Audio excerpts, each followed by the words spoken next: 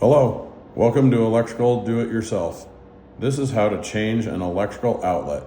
Maybe you're just changing it to the same kind of device or a Decora device. Most applications here are going to be the same. This video should help you with any of the types of outlets you might be installing, whether it be Decora, regular, or one of the new USB style outlets.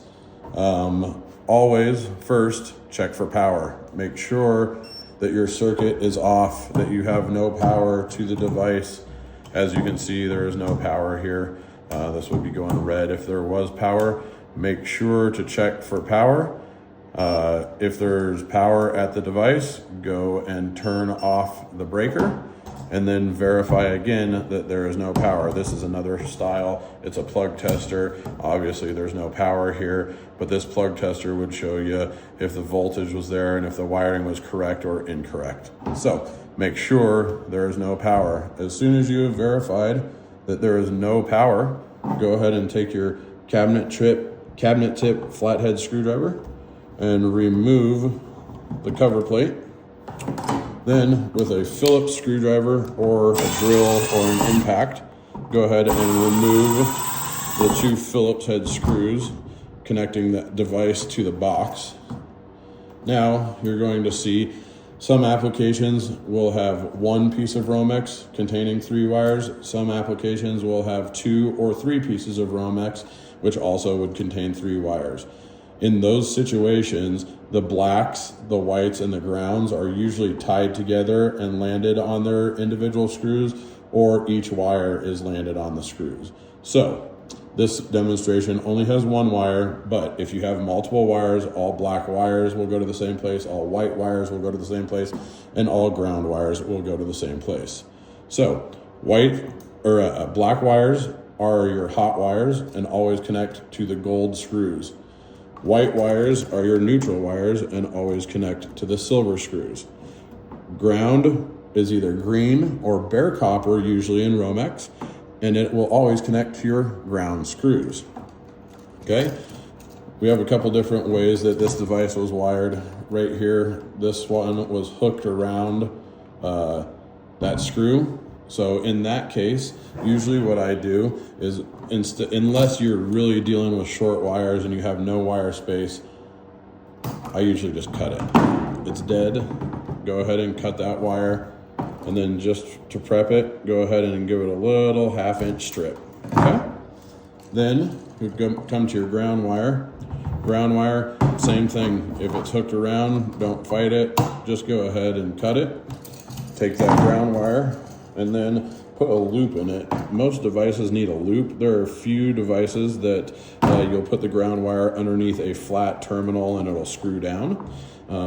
But usually you need a hook on your ground wire. The neutral wire here was backstabbed into the outlet. Now, sometimes you can just twist it and it'll come out, okay? Sometimes that doesn't work. You're gonna have to cut this off and strip it as well.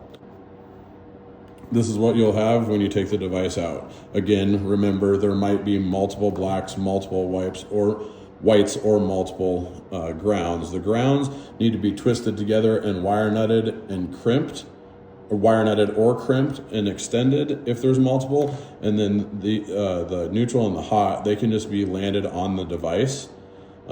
They can also be what they call pigtailed inside the box, where say 2 white wires would be tied together and then another white wire would come off of it to go to the device. Same with the black. So real quick, we're going to show you how to install this outlet. You have hot terminals, neutral terminals, and ground terminal. Okay, I always go ahead and get the ground out of the way, and you always want to hook your wire, if you're hooking it, so that the screw will tighten the wire. Okay, if we go the other way, it would suck it out, right? So we go ahead and do this, get it in there so it tightens that wire down, or you saw that wire move a little bit. Now there's 2 ways to do the hots and the neutrals. You can either hook them and hook it around the screw, or you can use these holes right here and backstab the outlets. A lot of electricians don't like backstabbing for whatever reason. I don't think it's a big issue. These holes are tested and rated by the manufacturers. They've all been through UL or some sort of testing to underwrite what's going on with their devices, and they all have accepted or have approved using these holes. Okay, so if you want to do it the simplest way, just go ahead and take your wire and on the neutral side, stab it in to one of these holes. There you go. Now, I'm going to demonstrate how to do the hook on the black wire. If you want to hook your outlets around the screw, go ahead, strip off a little bit more wire, and with your strippers, make a nice hook, like so. Then again, we're going to put the screw or the wire on the screw so that it is to tighten with the screw.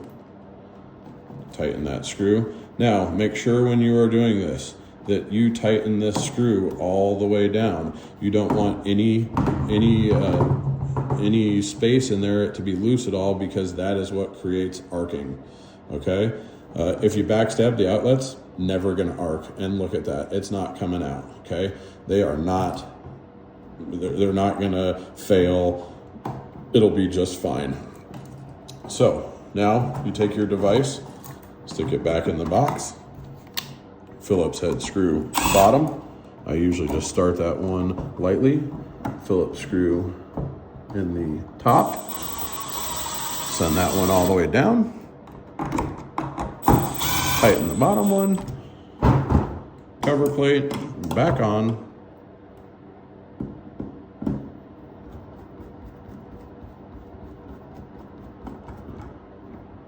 Be careful with these screws.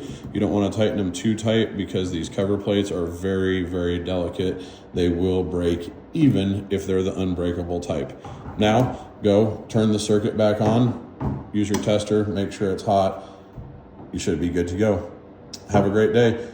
Like, comment, and subscribe. Thank you.